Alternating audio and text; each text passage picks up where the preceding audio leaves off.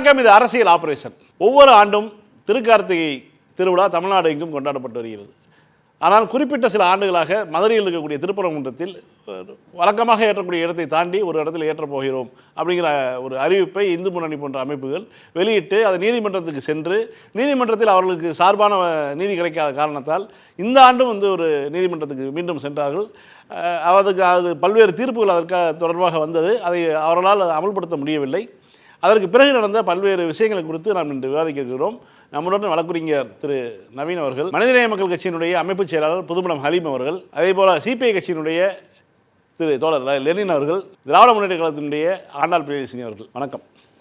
முதல்ல வழக்கறிஞர் திரு நவீன் அவர்கள் போவோம். சார், சட்ட ரீதியாக இதில் என்ன மாதிரியான பிரச்சனைகள் இருக்குது? இப்போ வந்துடக்கூடிய தீர்ப்புகள், நீதிமன்ற அவமதிப்புகள், அரசு நடந்து கொள்ளக்கூடிய விதம், இது எல்லாமே பற்றி நீங்கள் கொஞ்சம் விளக்கமாக சொல்லுங்கள். முதல் விஷயம் இது 1920 ஆரம்பித்து நடக்கிற பிரச்சனை. இன்றைக்கி நேற்று ஆரம்பித்தது இல்லை. சப்கோர்ட், additional sub judge, district judge, sessions லெவலில் இது முடிவு செய்யப்பட்டது. 100 ஆண்டுகளாக முடிவு செய்யப்பட்டு இது சொத்து தகராறாகத்தான். எப்படி அயோத்தி வழக்கை அது ரிலீஜியஸ் விஷயன்றதை தாண்டி, அது ஒரு மத விஷயன்றதை தாண்டி அது ஒரு சொத்து தகராறாக உச்சநீதிமன்றம் தீர்ப்பளித்ததோ, அதே போல் இது ஒரு சொத்து தகராறு, ஆறு சொத்து விவகாரம். கீழே இருக்க கோவில் திருப்பரங்குன்ற மலைன்றது முருகன் கோவிலுக்கு சொந்தமானது, ஆலயத்துக்கு சொந்தமானது. அந்த தர்கா மேலே இருக்கக்கூடிய சிக்கந்தர் பாஷா தர்கா மற்றும் நெல்லித்தோப்பு என்கிற அந்த செமெட்ரி, இது எல்லாம் இஸ்லாமியர்களின் ஆளுகைக்கு உட்பட்டது. அது அவர்களுக்கு சொந்தமானது. அதுக்கு ஏறக்கூடிய வழி அவர்களுக்கு சொந்தமானது. இதில் இருவருமே அவர்களுடைய உரிமைகளில், நில உரிமைகளில் தலையிடாமல் சுமூகமாக போகணுங்கிறதான் தீர்ப்பு நீதிமன்றங்கள் அளித்தது. அதன்படி தான் 100 வருடங்களுக்கு மேலாக அங்கே எல்லா வழிபாடுகளும் நடந்துக்கிட்டு இருக்குது. திருப்பரங்குன்ற மக்களுக்கு இதில் எந்த பிரச்சனையும் இல்லை. கோயிலுக்கு போகிறவங்க கோயிலுக்கும் போகிறாங்க.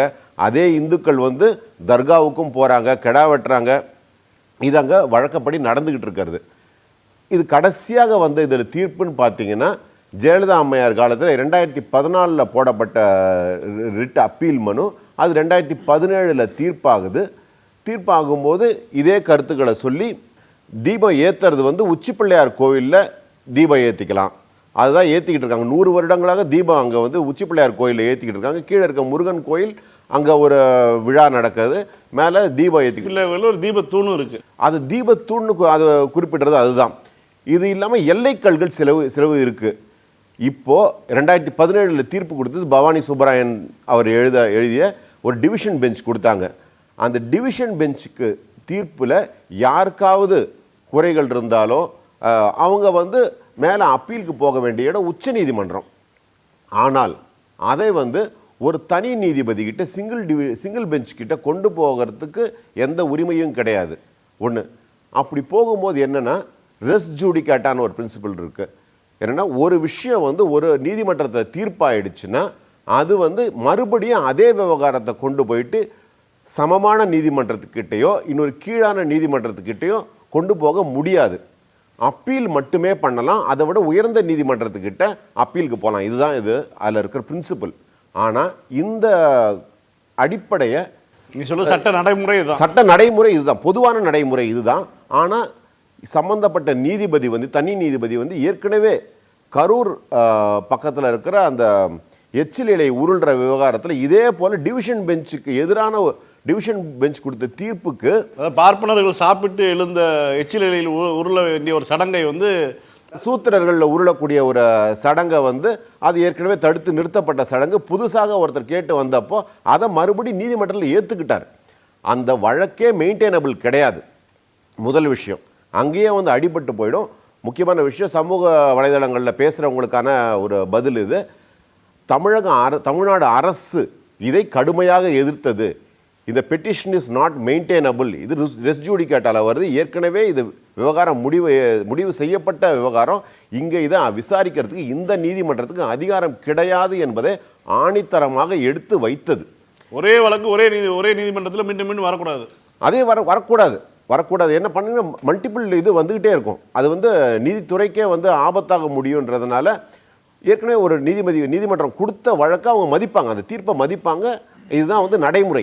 இப்படி இருக்கும்பொழுது அதை மீறி இது மெயின்டைனபிள் தான் அப்படின்னு ஒரே வார்த்தையில் முடிச்சிட்டாரு. அந்த உத்தரவு 49 பக்கம் உத்தரவை படித்து பார்க்கும்போதே தெரியும், அவர் எந்த ஒரு சட்டங்களையோ அல்லது முன் தீர்ப்புகளையும் அதில் குறிப்பிடலை. அவர் குறிப்பிடுறதெல்லாம் நடைமுறைகள் மற்றும் சில அகநானூறு போன்ற பாடல்களை குறிப்பிட்டு இந்த இடத்துல தீபத்தூண் ஒன்று இருக்குதுன்னு சொல்றாரு. ஆனால் இப்போ சம்பந்தப்பட்ட அந்த ரவிக்குமார்ன்றவர் கொண்டு வந்ததில் இன்னொரு சட்ட சிக்கல் என்னன்னா, எக்ஸிக்யூட்டிவ் ஆஃபீஸர் கிட்ட ஒரு 1994 கொடுத்த ஒரு தீர்ப்பு இருக்குது. அதில் வந்து வேற யாராவது வேற எங்கேயாவது தீபம் ஏற்றணும்னு நினைச்சாங்கன்னா தர்காவுக்கு 50 மீட்டர் தொலைவில், 50 மீட்டருக்கு குறையாத தொலைவில் எங்கேயாவது ஏற்றணும்னு நினைச்சாங்கன்னா போயிட்டு எக்ஸிக்யூட்டிவ் ஆஃபீஸர்கிட்ட மனு கொடுக்கலாம், அலுவலர்கிட்ட மனு கொடுக்கலாம், அவர் அதை பரிசீலனை பண்ணலாம்னு ஒரு லூப் ஹோல் இருந்தது. அதன்படி ரவிக்குமார் கொடுத்ததாக தெரியுது. அதை வந்து மறுத்துட்டாரு.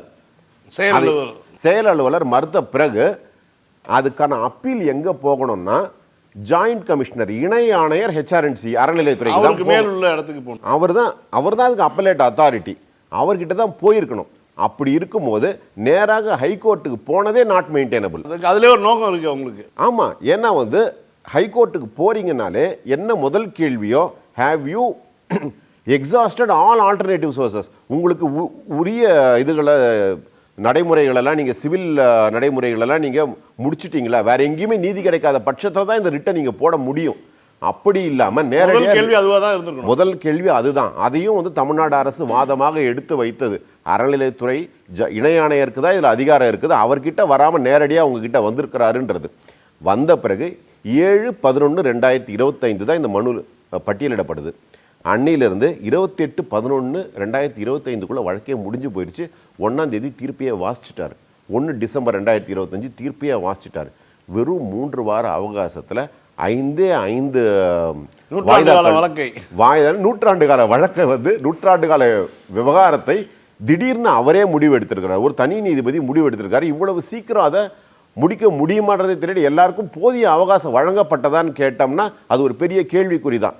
எல்லாருக்கும் அதில் போதிய அவகாசம் வழங்கப்படலைங்கிறது. நம்ம பசங்க பரீட்சையில் பண்ணுற மாதிரி முதல்ல விடையை எழுதி வச்சுட்டு அப்புறம் முன்னாடி ஸ்டெப்ஸ் எல்லாம் போட்டுட்டு வர மாதிரி பண்ணியிருக்காங்களான்ற சந்தேகத்தை மக்கள் மனதில் எழுப்புது. அப்போ இவரோட நோக்கம் இதுவாகத்தான் இருக்குதா, இல்லை சில அவர் சொல்லியிருக்கிற விஷயங்கள்லாம் வந்து லாஜிக்கு அப்பாற்பட்டு இருக்குது. இப்போ கார்த்திகை தீபம்னா வந்து ஏன் இவர் என்ன சொல்லியிருக்கிறாருன்னா, நாம் வந்து தீபத்தூண் உச்சி பிள்ளையார் கோயிலில் நீங்கள் சொன்னப்போ அந்த தீபத்தூணில் ஏற்ற வேண்டாம்னு நம்ம சொல்லலை, ஷிஃப்ட் பண்ண சொல்லலை. இது ஒரு கூடுதல் விளக்கு தானே. நம்ம கார்த்திகை தீபத்தை வீட்டு வாசலில் மட்டும், வீட்டு பூஜை அறையில் மட்டுமே விளக்கேற்றுறோம், வீட்டு வாசலில் கூட விளக்கேற்றுறமே, அது மாதிரி விளக்கேற்றி வச்சு போக வேண்டியது தானே அப்படின்றாங்க. இதில் 2 பிரச்சனைகள் இருக்குது. சாதாரண லாஜிக்னா குடும்ப பெண்களுக்கு எல்லாருக்குமே தெரியும், காமாட்சி அம்மன் விளக்க பூஜை அறையில் ஏற்றுவாங்க, ஒரு அகல் விளக்க வாசலில் ஏற்றுவாங்க, எத்தனையோ 10 விளக்கு ஏற்றுவாங்க, 20 விளக்கு ஏற்றுவாங்க, 100கணக்கான விளக்குகளை கூட ஏற்றலாம், வசதியை பொறுத்து இருக்குது. யாருமே வீட்டு பூஜை அறையில் இருக்க காமாட்சி அம்மன் விளக்கு எடுத்து வந்து தெருவில் வைக்கிறது இல்லை. இது ஒன்று. இப்போ சாதாரண ஒரு கோவிலுக்கு போனீங்கன்னா முன்னே எங்கே போனாலும் ஒரு ரூபாய் கற்பூரத்தை ஏற்றிட்டு போவாங்க. இப்போ அப்படி கிடையாது. நீங்கள் கோயில் சிலை கிட்ட போயிட்டு, நீங்கள் மூலவர் சிலை கிட்ட போயிட்டு நெய்தீபத்தையோ கற்பூரத்தையோ கொளுத்த முடியாது, இன்னைக்கு காமிக்கிறது இல்லை. அதுக்குன்னு ஒரு ஸ்டாண்டு வச்சு ஒரு இடத்த ஒதுக்கி அந்த இடத்த தான் வைக்கிறாங்க. அப்படி ஒரு இடம் 100 வருட காலமாக அப்படியே இருக்குது. அந்த இடத்துல இது பண்ணிட்டு இறை நம்பிக்கை உள்ளவர்களுக்கு இதில் எந்த பிரச்சனையுமே கிடையாது. அவங்க வந்து போயிட்டு கும்பிட்டுக்கிட்டு தான் வராங்க. அப்படி இருக்கும்போது இந்த ஒரு அது தீபத்துன்னு புது சொல்லாடலையே இந்த வழக்கில் மட்டும்தான் கொண்டு வந்திருக்காரு. இதை மனுதாரர் கூட சொல்லலை. மனுதாரர் கூட அதை தீபத்தூன்னு சொல்லலை. தனிப்பட்ட முறையில் நீதிபதியே நேரில் சென்று ஆய்வு செய்து அது தீபத்தூன்னு முடிவுக்கு வராரு. எப்படி அந்த முடிவுக்கு வரார்? அவர் ஆகமங்களில் வல்லுனரா, ஆகம வல்லுநர்களை கேட்டாரா, சட்ட வல்லுநர்களை கேட்டாரா? இது எந்த வரலாற்று சான்றுகளின் அடிப்படையிலையோ கல்வெட்டுகளின் அடிப்படையிலையோ மன்னர் எழுதிய பட்டயத்தின் அடிப்படையிலையோ ஏதோ ஒரு அடிப்படை இருக்கணும் இல்லைங்களா? இது தீபத்தூன்னு சொல்லக்கூடிய முந்தைய ஆவணம் ஏதாவது ஒன்று இருக்கான்னு கேட்டால் இல்லவே இல்லை.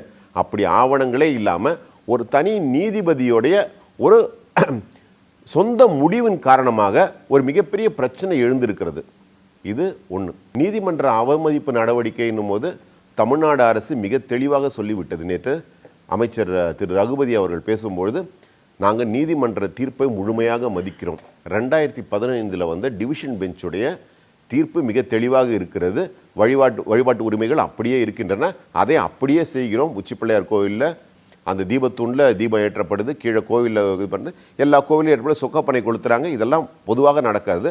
அப்படி இல்லாமல் புதிதாக கலவரம் ஏற்படுத்தும் நோக்கில் ஒரு தவறான தீர்ப்பு வழங்கப்பட்டிருப்பதாக நாங்கள் அச்சப்படுகிறோம். அதனால் கலவரத்தை தடுக்கும் விதத்தில் காவல்துறை செயல்பட்டிருக்கிறது, அரசும் செயல்பட்டிருக்கிறது.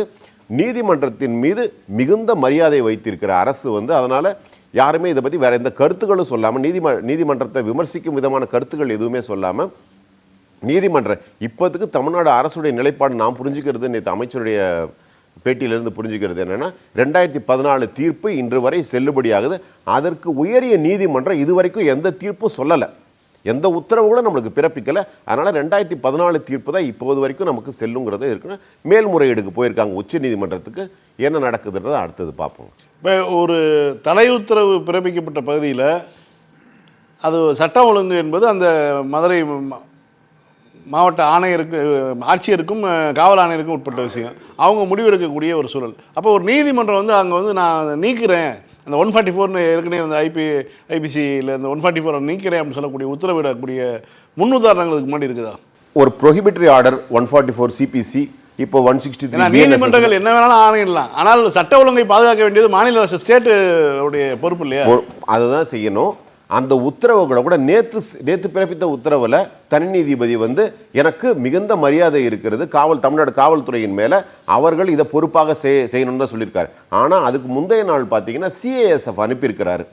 சிஏஎஸ்எஃப்ன்றது ஒரு துணை இராணுவ படை, சென்ட்ரல் இண்டஸ்ட்ரியல் செக்யூரிட்டி ஃபோர்ஸ். அது அந்த அரசு நிறுவனங்களில் மட்டும் பாதுகாப்புக்காக, ஒன்றிய அரசு நிறுவனங்களில் பாதுகாப்புக்காக ஏற்படுற ஏர்போர்ட்டு, போர்ட்டு, மற்ற நிறுவனங்களில் பாதுகாப்புக்காக ஒரு பாதுகாப்பு படை.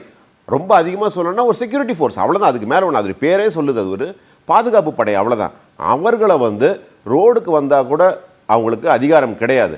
அவர்களை வந்து பாதுகாப்பு கொடுக்கணும்னு சொல்லும்பொழுது அவருக்கு தமிழ்நாடு அரசு மேலே நம்பிக்கை இல்லையா, இல்லை காவல்துறை மேலே நம்பிக்கை இல்லையான்ற சந்தேகத்தை மக்கள் மனதில் ஏற்படுத்துது. அப்போ துணை இராணுவ படையை எந்த நீதிபதி நினைச்சாலும் அவங்களுடைய வசதிக்கேற்ற மாதிரி பயன்படுத்திக்க முடியுமா? இது ஒரு தவறான முன்னுதாரணமாக அமைந்து விடுமாங்கிறது தான் ஒரு அச்சத்தை பொதுமக்கள் மத்தியில் ஏற்படுத்து. ஆனால் நல்ல வேளையாக வந்த அந்த கமாண்டோக்கள் வந்து மிக பொறுப்பாக செயல்பட்டு கமிஷனருடைய வார்த்தையை கேட்டு கட்டுப்பட்டு அந்த இடத்துல பாதுகாப்பு மட்டும் கொடுத்துட்டு அவங்க திரும்பி வந்துட்டாங்க. அதனால பிரச்சனை ஏற்படலை. ஆனால் இது ஒரு தவறான முன்னுதாரணமாக ஆகிவிடக்கூடிய அபாயம் நம்மகிட்ட எப்பவுமே இருக்கு. அதையும் வந்து உச்சநீதிமன்றத்தில் எடுத்து சொல்லணுன்றது நம்மளுடைய கோரிக்கையை வச்சுக்கணும்.